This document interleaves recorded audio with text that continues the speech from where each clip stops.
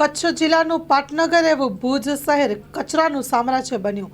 ભુજમાં એક બાજુ મારું ભુજ સુંદર ભુજ એવા નારાઓ લગાવવામાં આવે છે, તો બીજી બાજુ આ દ્રશ્યમાં તમે જોઈ શકો છો કે કેટલી ગંદકી અને કચરો જોવા મળી રહ્યો છે।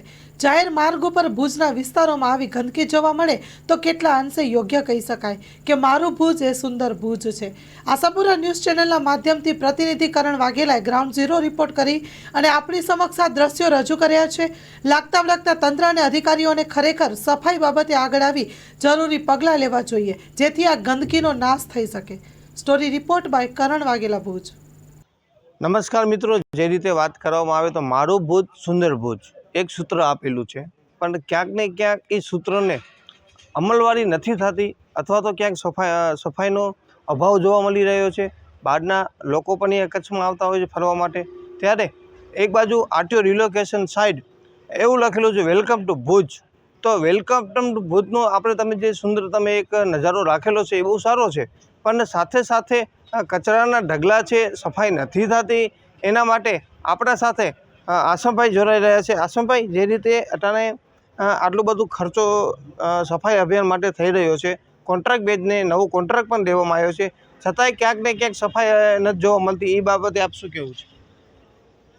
સ્વચ્છ ભારત મિશન હેઠળ મોટા નારા પોકારી અને સફાઈની વાતો કરનારી કેન્દ્રની ભાજપ સરકાર અને ગુજરાતની ભાજપ સરકારને આપના માધ્યમથી ભુજ નગરપાલિકાની ભાજપ શાસિત નગરપાલિકાના સત્તાધીશોને એક સંદેશ આપવા માગું છું કે આપ જે રીતે ભુજ શહેરને સફાઈ કરવા માટે 65 લાખ રૂપિયા જેટલા દર મહિને ખર્ચો છો અને જ્યાં જશું ત્યાં કચરાના ઢગલા પડ્યા છે, એક બાજુ આપણે પ્રવાસીઓને વેલકમ કરીએ છીએ, તો મને એમ લાગે છે કે ભારતીય જનતા પાર્ટી શાસિત ગુજરાત સરકાર અને કેન્દ્રની સરકાર અને ભુજ નગરપાલિકાએ જે રીતે કેવી કચ્છ નહીં દેખા તો કુછ નહીં દેખાનું સ્લોગન આપે છે, એવી રીતે એમ કહેવું જોઈએ કે ભાઈ વિશ્વના પ્રવાસીઓ અને ભારતભરના પ્રવાસીઓ કચરો જોવા માટે ભુજ આવો એવું સ્લોગન આપવું જોઈએ।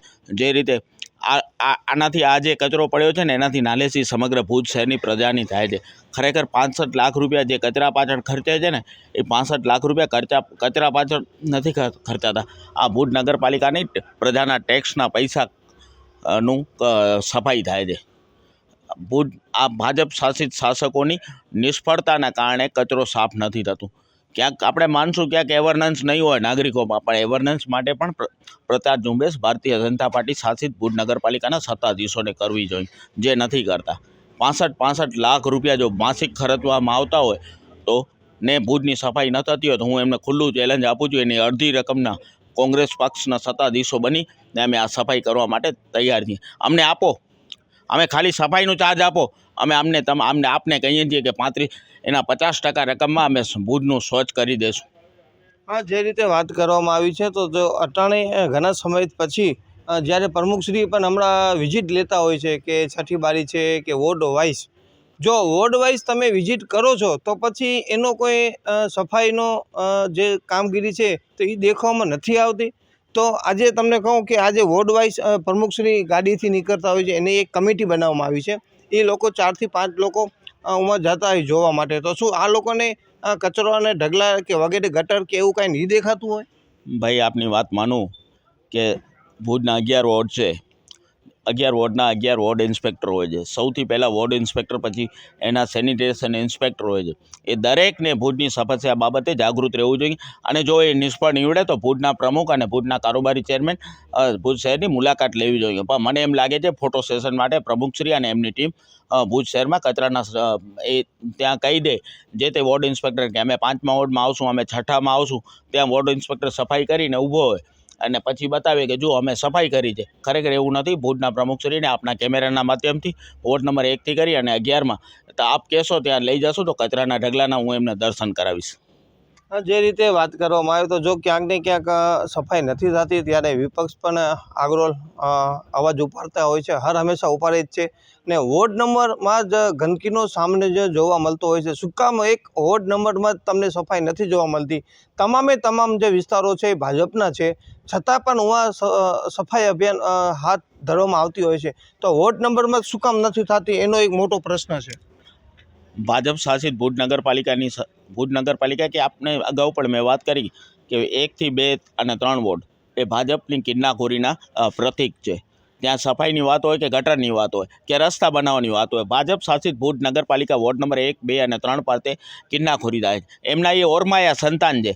ભાઈ આજે લોકશાહીની અંદર પ્રજાનો વિચારધારા હોય છે, એ ગમે એ વિચારધારાના પ્રતિકને મત આપતી હોય તો તમને મત ના આપે એટલે તમે ભુજના વિકાસની 1, 2 અને 3ની પ્રજાના વિકાસથી વંચિત રાખશો.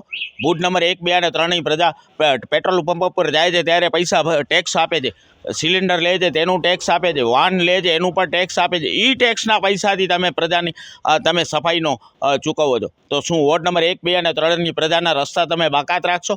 એની સફાઈ નહીં કરો? એમને આપણે રેલવેની બાજુમાં અત્યારે ડ્રેનેજની સમસ્યા છે, કેમ એ નિરાકરણ નથી કરી શકતા? ભુજ ભાજપ શાસિત ભાજપ નગરપાલિકા છે. આજે દેશભરના પ્રવાસીઓ રેલવેના માધ્યમથી ભુજમાં પ્રવેશે છે તો ગટરના દર્શન કરે છે. તો એના માટે જવાબદાર કોણ છે? ભુજ શાસિત ભાજપ શાસિત નગરપાલિકા જવાબદાર છે. 1, 2 અને 3ના રહેવાસીઓ રહેતા હોય તો એ ભારતના નાગરિક નથી, એમને એના બંધારણીય અધિકારો નથી. બાબા સાહેબે આપેલા બંધારણીય અધિકારો એમની પાસે પણ છે. શા માટે તેમને એમના અધિકારોથી વંચિત રાખો છો? હા, જે રીતે વાત કરવામાં આવે તો ક્યાંક ને ક્યાંક આ સવાલો ઘણા ઊભા થઈ રહ્યા છે. ત્યારે હવે તો પ્રમુખને પણ થોડુંક જાગવાની જરૂર છે કે ભગવાન એને સદબુદ્ધિ આપે ને કદાચ સફાઈ અભિયાન હાથ ધરવામાં આવે એવી લોકોની માંગ છે. કરણ આશાપુરા ન્યૂઝ, ભુજ, કચ્છ. માં motor driving, safe and sure driving. Driving એ શોખ સાથે આપની મોટી જવાબદારી પણ છે.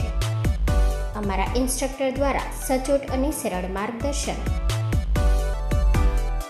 આપની રોજની તાલીમની માહિતી મેળવીને શું અધુરાશ છે એના ઉપર પૂરું ફોકસ કરાય છે.